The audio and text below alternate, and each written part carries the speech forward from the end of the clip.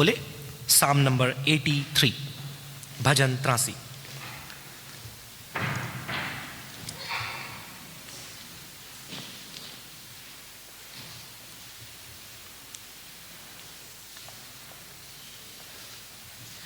इतने सामर्थ्य वचन को सुनने के बाद मैं भी थोड़ा घबरा गया कि अब मैं क्या प्रचार करूं, क्योंकि when you have the best, what comes next is burdened with a greater responsibility। मैं परमेश्वर का आमेन, हालेलुया। यूहन्ना ने कहा कि जो मेरे पीछे आने वाला है वो मुझसे भी ज्यादा सामर्थी है। मैं परमेश्वर का धन्यवाद करना चाहूंगा आज के इस उत्तम अवसर के लिए जो परमेश्वर ने मेरे जीवन में दिया कि आपके समक्ष खड़े होकर परमेश्वर की इस उम्दा कलामों को मैं लेकर के आने पाऊं।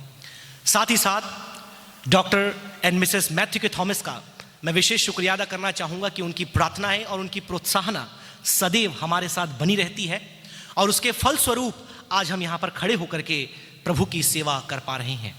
और साथ में आप सभी की प्रार्थनाएं, आप सभी की दुआएं और आप सभी की शुभकामनाएं जो सदैव हमारे साथ बनी रहती है, चाहे हम किसी भी हालात में क्यों ना हो, वह एक कहना चाहिए कि सपोर्ट के समान, सहयोग के समान हमारे साथ बनी रहती है। तो आपकी दुआओं के लिए भी हम धन्यवाद करते हैं, लगातार हमारे लिए प्रार्थना करें।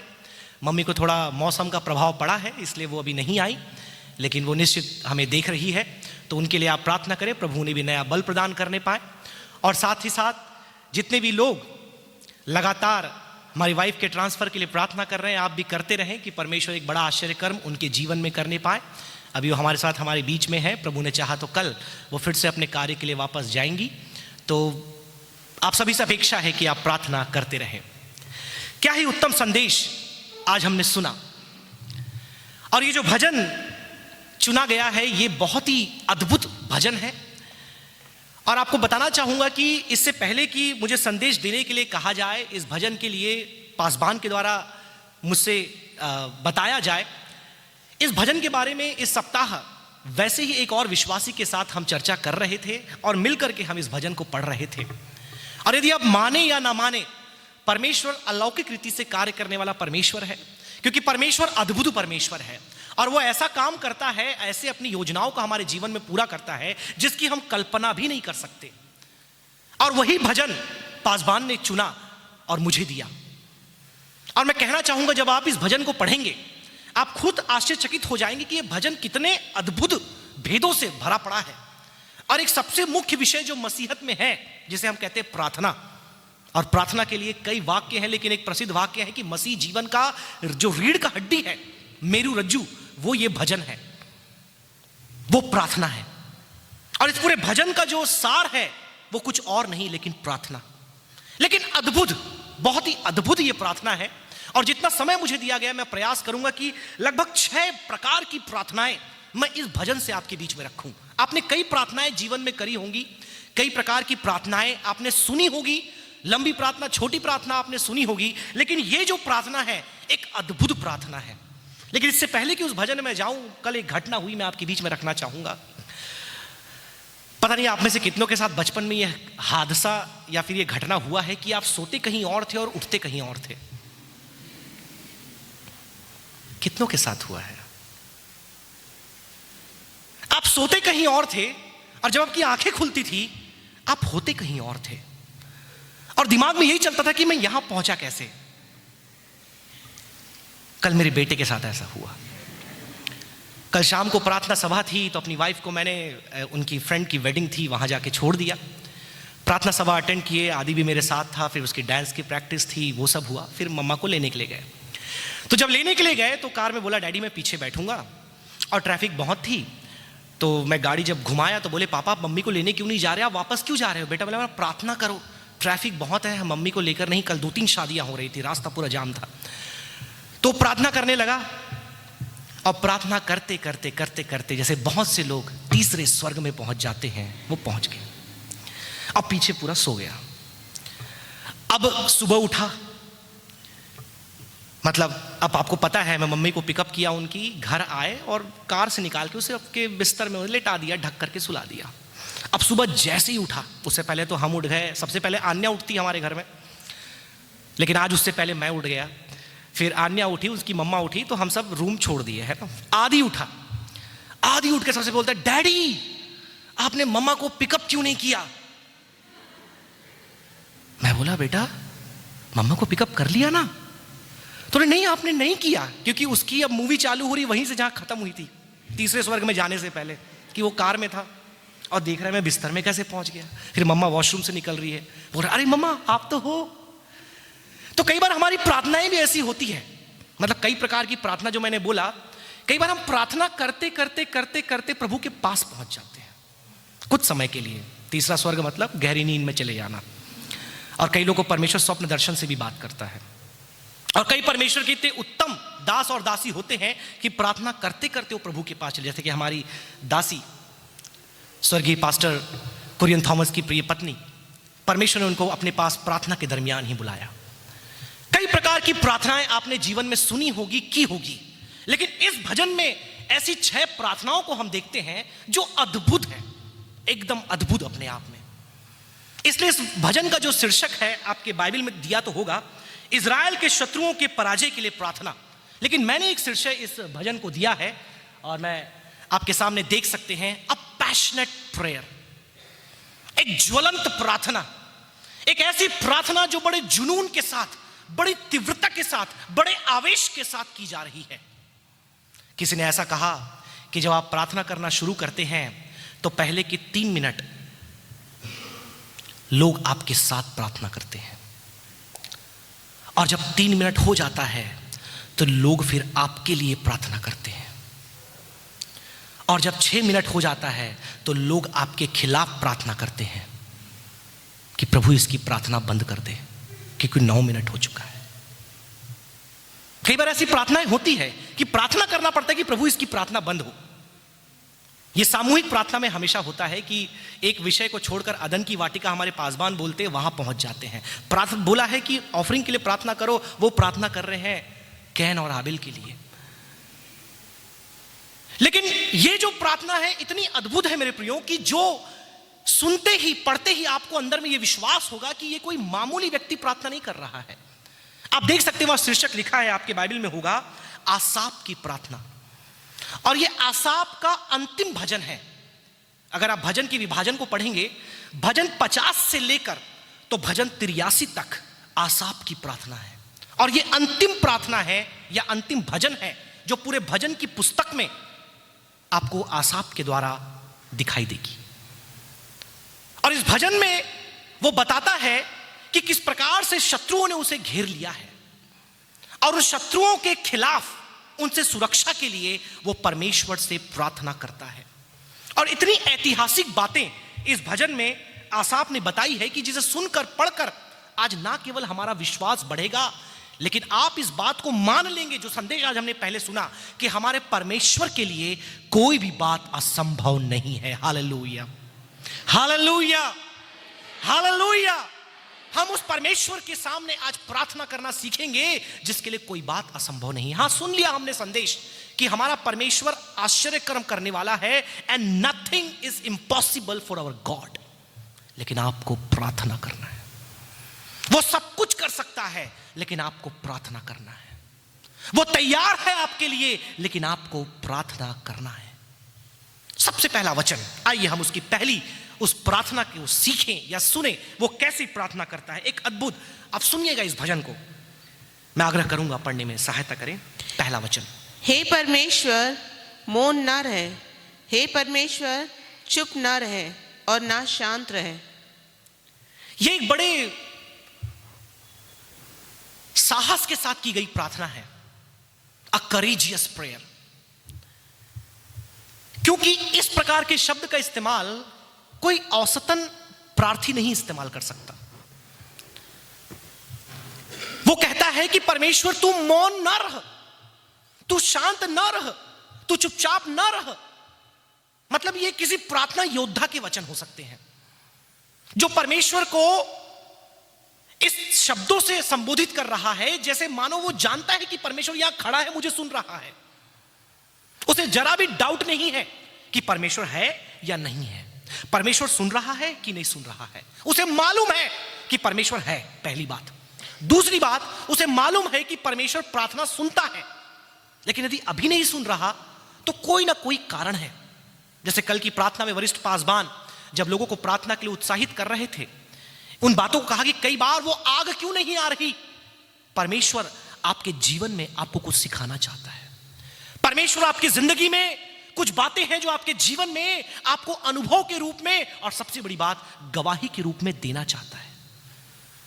क्योंकि आसाप यहां पर इज़राइल के तरफ से प्रार्थना कर रहा है। ध्यान से सुने, वो अपने लिए प्रार्थना नहीं कर रहा। डेफिनेटली वो अपने लिए व्यक्तिगत प्रार्थना भी हम करते हैं, लेकिन ये व्यक्तिगत प्रार्थना नहीं है। ध्यान से सुनिए, ये प्रार्थना एक राज्य के लिए, एक राष्ट्र के लिए, एक देश के लिए प्रार्थना है। और वो कहता है, परमेश्वर मौन न रह, हे परमेश्वर चुप न रह, न शांत रह। इसको ट्रिपलेट बोलते हैं। भजनकार जब एक बात को 3 बार कहता है तो वहां पर बहुत जोर दे करके वो कोई बात बताना। ये तीनों एक ही बातें हैं। तू मौन ना रह, तू चुप ना रह, तू शांत ना रह। ये तीनों एक ही बातें हैं।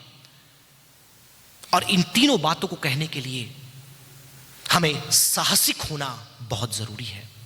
परमेश्वर के सामने गुहार लगाने के लिए हमारे अंदर इतना भरोसा होना चाहिए कि परमेश्वर है और मेरी दुआओं को वो सुन रहा है। बहुत बार हम प्रार्थना को बहुत ही कैजुअली लेते हैं, बहुत ही मामूली रीति से हम प्रार्थनाएं करते हैं। लेकिन कई बार प्रार्थना जब हम करते हैं, पहली बात हम अंदर विश्वास होना चाहिए कि जिस परमेश्वर को मैं पुकार रहा हूं वो जीवित है।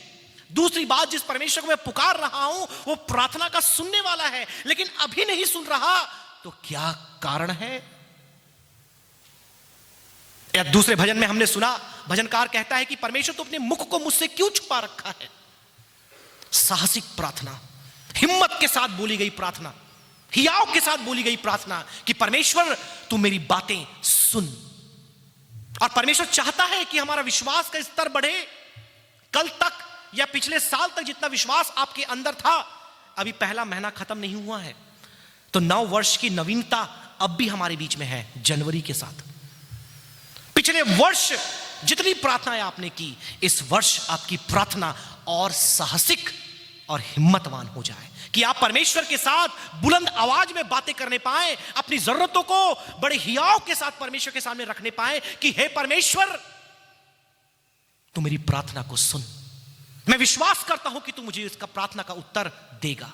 तो यहां पर हम आसाप के साहस को देखते हैं, उसके हिम्मत को देखते हैं। और कई बार कुछ लोग बोलेंगे, तुम्हें क्या लगता है परमेश्वर बहरा है क्या, उसे सुनाई नहीं देता। कई लोग आसाप को बोलेंगे तू कैसे शब्दों का इस्तेमाल कर रहा है। लेकिन मैं ये कहूंगा कि जब आदमी समस्या में होता है, जब आदमी परेशान, आगे बताऊंगा समस्या क्या थी। जब आप इस समस्या के बारे में सुनेंगे, आज दुनिया का कोई भी देश इतनी बड़ी समस्या से होकर नहीं जा रहा। आप एक इंसान की बात तो छोड़ दीजिए, जो समस्या आसाप के सामने एक देश के रूप में थी। आगे उस समस्या को हम देखेंगे, लेकिन इस बात को हम सुन ले, जब इस भजन का आरंभ होता है एक साहसिक प्रार्थना के साथ होता है कि हे परमेश्वर तू चुप ना रह, तू मौन ना रह, तू शांत न रह, लेकिन मेरी दुहाई को सुन ले। दूसरी बात मैं आग्रह करूंगा, उसका दूसरा वचन पढ़ने में सहायता करें। क्योंकि देख तेरे शत्रु हंगामा मचा रहे हैं और तेरे बैरियों ने सिर उठाया है। पढ़ते जाइए। वे चतुराई से तेरी प्रजा की हानि की सम्मति करते और तेरे रक्षित लोगों के विरुद्ध युक्तियां निकालते हैं। उन्होंने कहा, आओ हम उनका ऐसा नाश करें कि राज भी मिट जाए और इस्राएल का नाम आगे को स्मरण ना रहे। उन्होंने एक मन होकर युक्ति निकाली है और तेरे ही विरुद्ध वाचा बांधी है। तेरे ही विरुद्ध वाचा बांधी है। पहली बात समाप्त करके जब दूसरी बात देखते हैं, हमें मालूम चलता है कि यह व्यक्तिगत या खुदगर्जी या स्वार्थ या अपने आप के लिए की गई प्रार्थना नहीं है। यह प्रार्थना परमेश्वर केंद्रित प्रार्थना है। अब इस बात को आप कैसे देखेंगे कि this prayer is a God centred prayer. हम बहुत बार प्रार्थना करते हैं और अधिकतर हमारी प्रार्थनाएं हमें ही ऊंचा दिखाने के लिए, हमें ही बताने के लिए होती है। लेकिन यहां पर जो प्रार्थना की जा रही है वो आसाप खुद के लिए नहीं कर रहा। अब आप सोचेंगे सर आपको कैसे मालूम चला वो खुद के लिए नहीं कर रहा। कम से कम 5 से 6 बार वहां पर एक उपनाम आता है। There is a pronoun that comes 5 to 6 times। और आप सबने सुना होगा, गौर भले ना किया होगा। वो कहता है दूसरे वचन में तेरे शत्रु, उसके दूसरे क्लॉज में कहता है तेरे बैरी। मसीह आपका जीवन है मैं आपसे कहना चाहूंगा, आपका शत्रु कोई नहीं बन रहा, आपसे कोई लोहा मोल नहीं ले रहा, वो परमेश्वर से लोहा मोल ले रहे हैं। और आगे आप देखेंगे कि परमेश्वर क्या कुछ कर सकता है। ये जो 10 देश हैं, इनके बारे में आपको बताना चाहूंगा। इन 10 देशों में से मुझे जानकर बहुत आश्चर्य हुआ जब मैंने थोड़े इतिहास को पढ़ा। इसमें से 7 से 8 वो देश हैं जो इजराइल के रिश्तेदार हैं।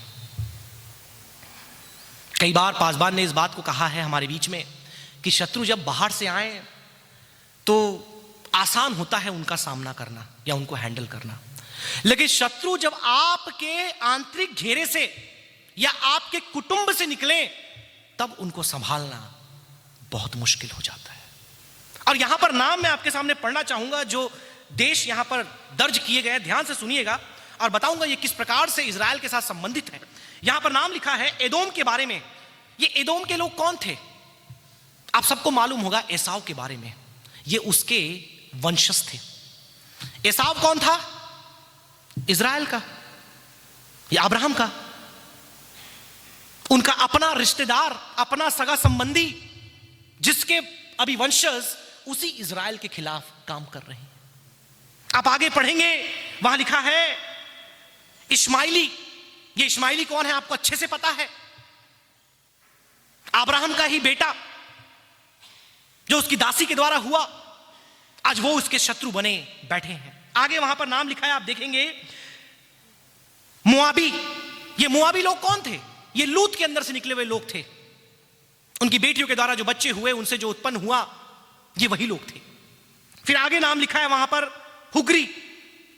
ये थोड़ा अज्ञात है, इसलिए मैंने कहा पूरे के पूरे नहीं, लेकिन 10 में से कम 8-9 लोग परिवार के थे। इनके बारे में उतना जानकारी मुझे नहीं है। गबाली, हगाराइट, अमोनाइट। हगाराइट कौन? जो हगार के और बच्चे हुए, उनके संतान, ये भी अब्राहम के रिश्तेदार थे। फिर अमोनी। अमोनी कौन थे? वो भी लूत से संबंधित थे, लूत के वंशज थे। आगे आप पढ़ेंगे अमालेकी।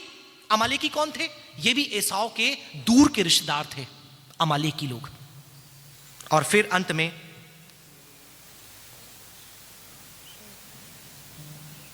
लूतवंशी। मेरे प्रियो, कई बार आपके जिंदगी में आपके खिलाफ काम करने वाले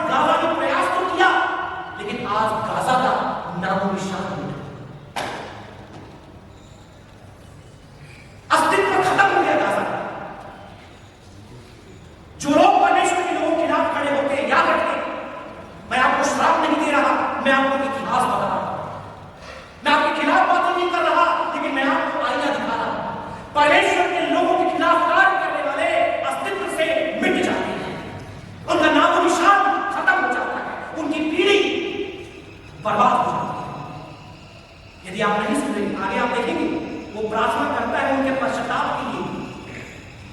मेरे प्रियो, हमारी प्रार्थना आज हम इस दिनदार से सीखें, परमेश्वर केंद्रित हो जाए। ये बात हमें तीसरे बिंदु की ओर लेकर जाती है। मैं आगे बढ़ूंगा, उसका 9वां वचन को पढ़ने में सहायता। इनसे ऐसा कर जैसे अभिमानियों से और किशोर नाले में सीसरा और याबीन से किया था। तीसरी बात, पहली बात मैंने आपको बताई, यह एक साहसिक प्रार्थना है, बड़े साहस के साथ, बड़े विश्वास के साथ, बड़े भरोसे के साथ की गई प्रार्थना। दूसरी बात मैंने आपको बताई कि यह परमेश्वर केंद्रित प्रार्थना है, परमेश्वर को ध्यान में रखकर की गई। तीसरी बात जो बहुत ही महत्वपूर्ण है, वो स्मरणात्मक प्रार्थना, मेमोरियल प्रेयर, स्मरणात्मक। क्योंकि इस भजन में जब वो प्रार्थना करता है, वो परमेश्वर तू क्या कर, केवल ये नहीं बोलता तूने क्या किया। अब ध्यान से सुनिए, ये बात क्यों जरूरी है।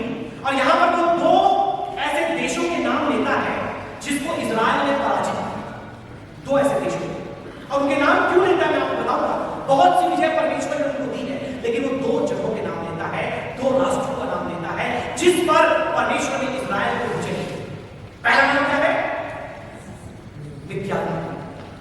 वो कहता है कि जिस प्रकार से तुमने हमें मिद्यानियों से, इनके साथ ऐसा कर जैसा मिद्यानियों से और किशोर नाले में सिसरा और याबीन के साथ। I wish I had some more time कि हम वहां पर जाए न्यायों की पुस्तक में और मिद्यानियों के साथ क्या हुआ। और जब मैं ये प्रचार तैयार कर रहा था, एक अद्भुत संदेश परमेश्वर ने मुझको दिया, और कभी समय मिला तो मैं आप तक पहुंचाऊंगा गिदोन के जीवन से मिद्यानियों के साथ, कि थके लेकिन थमे नहीं। वो थक तो गए लेकिन वो थमे नहीं। और उसके बाद आप देख सकते हैं डेबरा एंड बाराक के बारे में, दबोरा और बाराक के बारे में। पहला विजय जब मिद्यानियों के साथ इजराइल लड़ने के लिए गए तो उनका न्यायी था गिदोन, और जब वो सिसरा के साथ याबीन के साथ लड़ने गए तो उनके जो न्यायी थे वो थी बाराक और डेबरा। इन दोनों ही युद्ध में अद्भुत बात आप ये देख सकते हैं कि नाम यहां पर गिदोन का और डेबरा और बाराक का नहीं लिखा है। नहीं समझे आप लोग? जय पाने वाले कौन थे? गिदोन था, डेबरा थी और बाराक था। ये लोग जय पाने वाले थे, लेकिन वहां पर नाम किसका दिया है कि जैसा कर जैसा तूने मिद्यानियों से और सिसरा और याबीन से किया था। स्मरणात्मक प्रार्थना। वो याद कर रहा है कि तूने हमें जैसे अतीत में जय दिया, वैसे ही यहां पर भी तू हमें जय दे। आमीन, हालेलुया। आपके जिंदगी की तमाम उन सफलताओं के समय को याद करे और बोले कि परमेश्वर, ये मेरे कारण नहीं, ये गिदोन के कारण नहीं, ये डेबरा के कारण नहीं, ये बाराक के कारण नहीं, लेकिन यह तेरे कारण जो जय मुझे मिला है, तू इस परिस्थिति मुझे जय प्रदान कर। आमीन, हालेलुया। कई बार हम सारा श्रेय खुद लेने का प्रयास करते हैं, लेकिन भजनकार इतनी खूबसूरती से बोलता है, तूने मिद्यानियों के साथ जो किया था, तू सिसरा के लोगों के साथ जो किया था, तू इन लोगों के साथ भी ऐसा कर। अतीत को स्मरण करता है, अ मेमोरियल प्रेयर, अतीत के विजय को याद करता है। और मैं हमेशा कहता हूं, कई बार मेरी वाइफ चिंतित हो जाती है आने वाली समस्या को देख करके, और हम सब चिंतित हो जाते हैं, लेकिन जैसे ही समाधान हो जाता है हम अगले पल उसको भूल जाते हैं और नई समस्या पर ध्यान लगाने लगते हैं। ठीक है, नई समस्या है, लेकिन आप पीछे देखो ना, कितनी बड़ी बड़ी समस्याओं को हम जय पा करके यहां तक पहुंचे हैं, कितनी बड़ी बड़ी विपत्तियां, आपदाओं पर हम जय पा करके यहां तक पहुंचे हैं। क्यों नहीं परमेश्वर हमें आगे भी ऐसे ही जय प्रदान करेगा, यदि आप विश्वास करते हैं। बोले हालेलुया।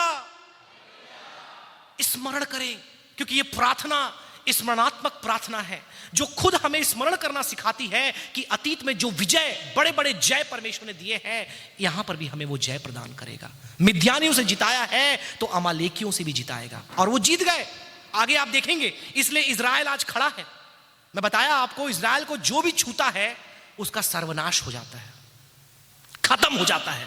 इतना छोटा सा देश पूरे दुश्मनों से घिरा हुआ, लेकिन दुनिया की सबसे बड़ी ताकत। कहां से ये सामर्थ्य, कहां से ये शक्ति? परमेश्वर ने उन्हें जय दिया है।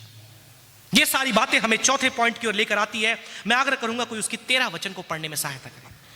हे मेरे परमेश्वर, इनको बवंडर की धूली या पवन से उड़ाए हुए भूसे के समान कर दे।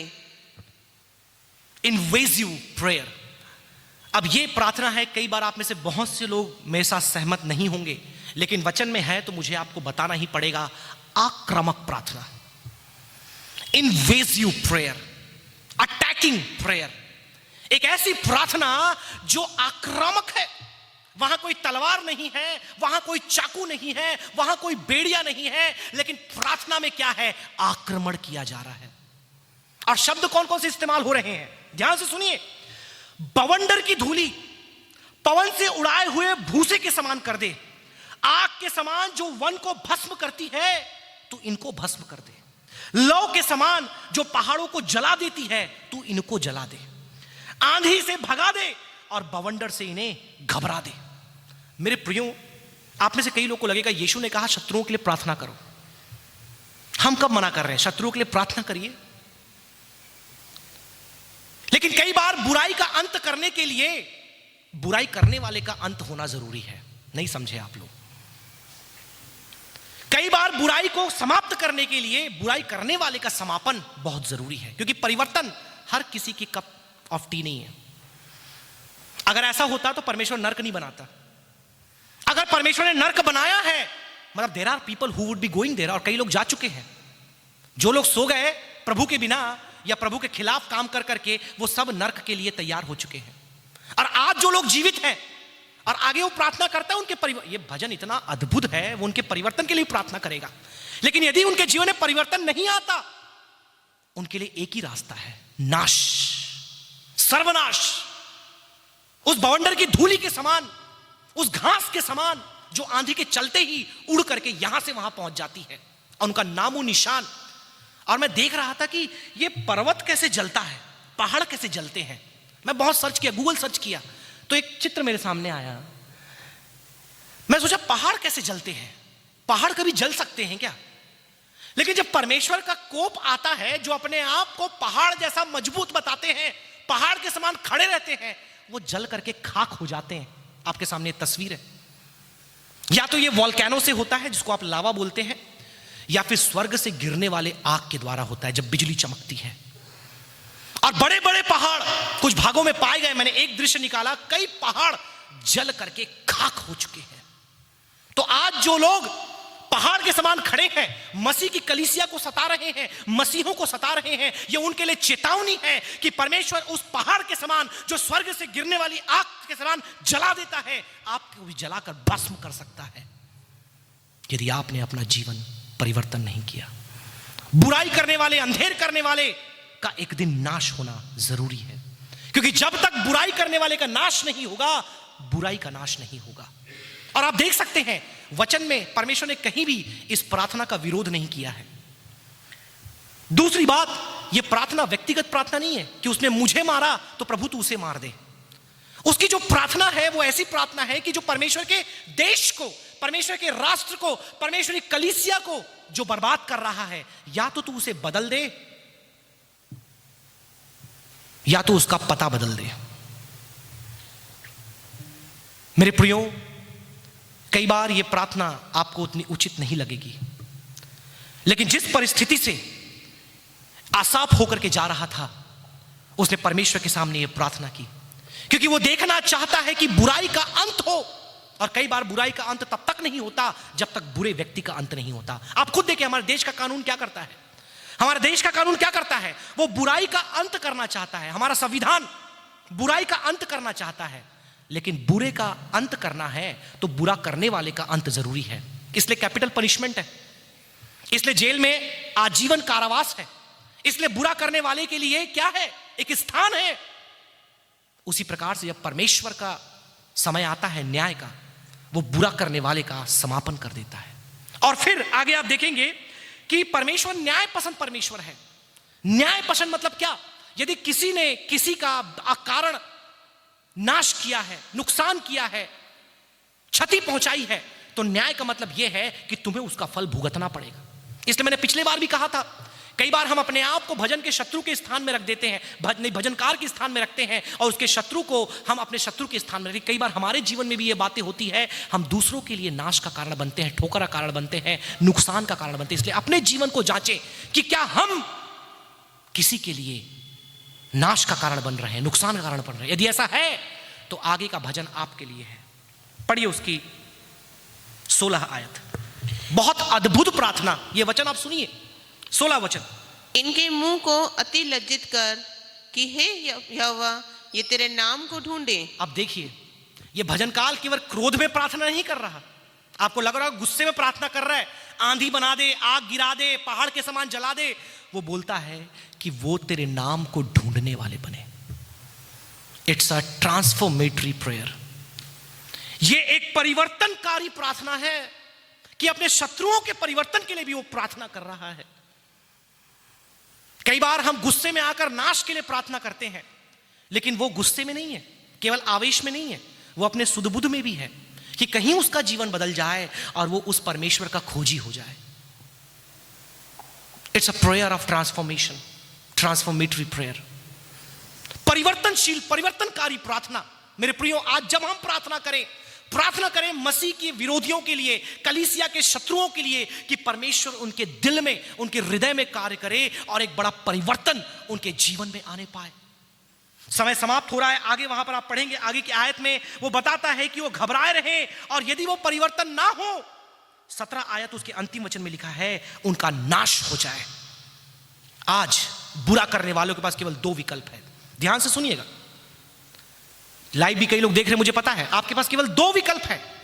या तो आप पश्चाताप करके परमेश्वर के खोजी हो जाएं, वचन 16 के अनुसार, अन्यथा वचन 17 के अनुसार आपके पास केवल नाश और अनंत काल की आग है। Only 2 option. अपने बुरे जीवन को, अंधकारमय जीवन को छोड़ करके, पापमय जीवन को त्याग करके परमेश्वर के समर्पित आ जाएं, या फिर उस अनंत काल की आग के लिए, जो पहाड़ तक को भी जलाकर भस्म कर देती है, तैयार हो जाए। ये बहुत चुनौती भरा है। और कई बार जब इन बातों को मैं ये बोल रहा हूं, कई बार ये बहुत हैवी, बहुत लोड भरे होते, बहुत भारी होते हैं इन बातों को बोल पाना। लेकिन वचन में लिखा है, यदि ऐसा अतीत में हुआ है, परमेश्वर आने वाले समय में भी कर सकता है। कई लोग जो मसीह कलीसिया का नाश करना चाहें, आज कई लोग खड़े हो रहे हैं जो मसीह की सेवकाई के खिलाफ काम कर रहे हैं, मसीह के वचन की शिक्षा केंद्र के खिलाफ काम कर रहे हैं, मसीह की कलीसिया के खिलाफ काम कर रहे हैं, मसीह के सेवकों के खिलाफ काम कर रहे हैं। कई लोग सो गए, याद रखें, चुनौती है ये। कई लोग सो गए, कहीं आप उनमें से अगले ना हो, क्योंकि वचन में लिखा है, परमेश्वर के खोजी हो जाओ या फिर नाश के लिए तैयार हो जाओ। अंतिम बात कहकर अपने शब्दों को विराम देना चाहूंगा। पढ़िए उसकी 18 वचन। जिससे ये जाने कि केवल तू, जिसका नाम यहोवा है, सारी पृथ्वी के ऊपर परम प्रधान है। It's a kingdom oriented prayer. यह एक राज्य संबंधित या साराज्य केंद्रित प्रार्थना है।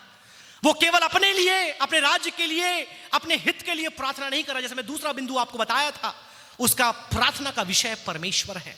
और वो कहता है कि जब तू ये सारे काम कर दे, इन सारी बातों से तेरा राज्य आने पाए। मसीह यीशु ने भी हमें सिखाया, जब हम प्रार्थना करें, परमेश्वर के राज्य की आमद के लिए प्रार्थना करें। और ये भजनकार जो मसीह यीशु से 1000 साल पहले, आज से 2-3 हजार साल पहले ये प्रार्थना लिखा गया, 3000 साल पहले उसने इस बात को कहा कि हमारी प्रार्थना परमेश्वर के राज्य संबंधित प्रार्थना हो जाए। हम जो भी प्रार्थना करें, हमारे प्रार्थना का विषय परमेश्वर का राज्य हो जाए, परमेश्वर के राज्य की आमद हो जाए। आज की सुबह मेरे प्रियो, जब हम यहां से जाएं, हमने इतना सुंदर वचन सुना कि परमेश्वर के लिए कोई भी बात असंभव नहीं है। आज आपके सामने कौन सा पहाड़ है, कौन सी चुनौती है, उस विश्वास के साथ कि संभव परमेश्वर के लिए हर एक बात है, कोई भी बात वो छोड़ नहीं सकता। प्रार्थना चालू कर दे और प्रार्थना ऐसे करें कि वो प्रार्थना बड़े साहसिक प्रार्थना हो जो आपके अंदर से निकले। दूसरी बात, वो प्रार्थना परमेश्वर केंद्रित प्रार्थना हो जाए, वो प्रार्थना स्मरणात्मक प्रार्थना हो जाए, वो प्रार्थना आक्रमण प्रार्थना हो जाए। आपकी परिस्थिति पर डिपेंड करता है। मैं सबको आक्रामक प्रार्थना करने के लिए नहीं बोल रहा, लेकिन अगर आपकी परिस्थिति इतनी दयनीय है, मैं चाहूंगा आप आसाप के समान प्रार्थना करें और साथ में यह भी प्रार्थना करें, परमेश्वर इनको बदल, इनको परिवर्तन कर, अन्यथा तेरे राज्य का नुकसान कर रहे, तेरी कलीसिया का नुकसान कर रहे, तू इनके साथ अपने तरीके से व्यवहार कर। और अंततः यह परिवर्तनकारी प्रार्थना और राज्य संबंधी प्रार्थना है। आइए हम अंतिम प्रार्थना करें।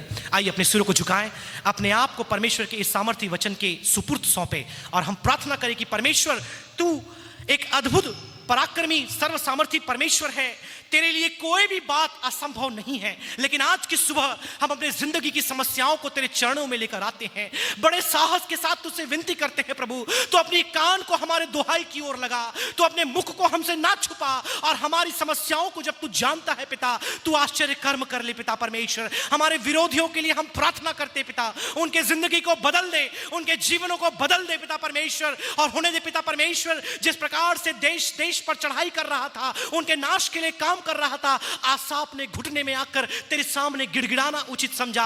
आज हमारी कलीसिया इस बड़े विपत्ति के मध्य, समस्याओं के मध्य, जब नाना प्रकार की समस्याएं कलीसिया के खिलाफ खड़ी हो रही है, लोग कलीसिया के नाश के लिए तेरे दास दासियों के खिलाफ काम कर रहे हैं, हम तेरे सामने गिड़गिड़ाने वाले बन जाएं, हम तुझसे प्रार्थना करने वाले बन जाएं, हम तेरी दुहाई देने वाले बन जाएं, हम तेरे सामने उन विषयों को ला करके बड़े विश्वास के साथ, बड़े साहस के साथ, बड़े बोझ के साथ प्रार्थना करने वाले बन जाएं। पिता, हमारे व्यक्तिगत प्रार्थनाओं में तू बढ़ जाए और हम घट जाएं, क्योंकि संग्राम यहोवा का है, युद्ध तेरा है परमेश्वर, हम लोग तेरे हैं, ये सेवा तेरी है, ये कलीसिया तेरी है, ये बाइबल कॉलेज तेरा है, ये सेवकाई तेरी है पिता परमेश्वर, और तू हमारा यहोवा है और हमारी तरफ से तू लड़ने वाला है और जय केवल तू ही हमको देगा पिता परमेश्वर। हम विश्वास करते हैं तूने इजराइल को जय दिया, लेकिन आज इजराइल तेरी कलीसिया है, तू अपनी कलीसिया को जय प्रदान करेगा, हर एक विश्वासी को जय प्रदान करेगा, अपने दास दासियों को जय प्रदान करेगा। हमारा ये विश्वास है पिता।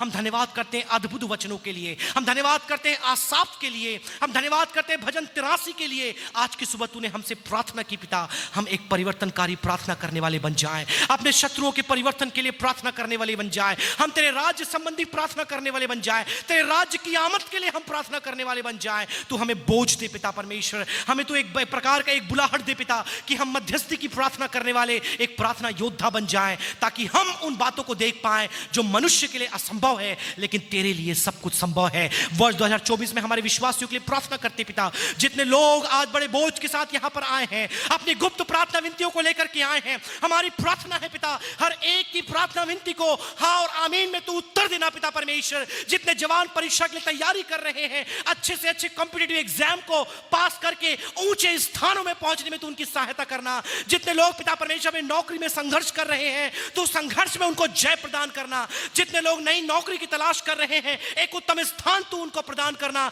जितने लोग बीमारी का सामना कर रहे हैं, रोग का सामना कर रहे हैं, तू हमारा चंगा करने वाला परमेश्वर है। नई बल, नई ताकत, नई सामर्थ तू प्रदान करना। हमारे वरिष्ठ पासवान को तूने आरोग्यता दिया, हम धन्यवाद करते हैं पिता, और भी जय से जय में उनको तू लेकर के चल, नई सामर्थ प्रदान कर, उनके घुटनों को मजबूत कर, अपनी सेवकाई के लिए दीर्घायु देते हुए अपनी सेवा में और अधिक इस्तेमाल तू करना पिता। हमारे पूरी कार्यकारिणी समिति को तेरे हाथों में सौंपते हैं, हर एक को इस्तेमाल कर। हमारे जवानों को तेरे हाथों में सौंपते हैं, उनके इस्तेमाल कर, जवानी के पहरों में तुझे स्मरण करने पाए पिता। अपनी कलीसिया में तूने आने में सहायता की, यहां से रुखसत होकर अपने भवन की ओर जाते हैं, पूरे सप्ताह भर तेरी अनुकंपा की दृष्टि हम सभी पर बने रहे पिता परमेश्वर। जो लोग नहीं आ पाए उनके लिए भी प्रार्थना करते हैं, आने वाले समय में वे भी तेरे भवन पर समय में आकर के तेरी आराधना स्तुति मिल करके करने पाए। धन्यवाद करते हमारी प्रार्थना सुना, उद्धार करता यीशु के नाम से मांगते पिता, सुन और दया से कबूल कर, आमीन। अब परमेश्वर पिता का प्रेम, प्रभु यीशु मसीह का अनुग्रह, पवित्र आत्मा की संगति और सहभागिता हम सबों के साथ जब तक हमारा प्रभु ना आए हमेशा हमेशा तक होती रहे। सबने हाथों को उठा करके बोले आमीन, हालेलुया। प्रभु आप सबों को आशीष दे। सबको जय मसीह की।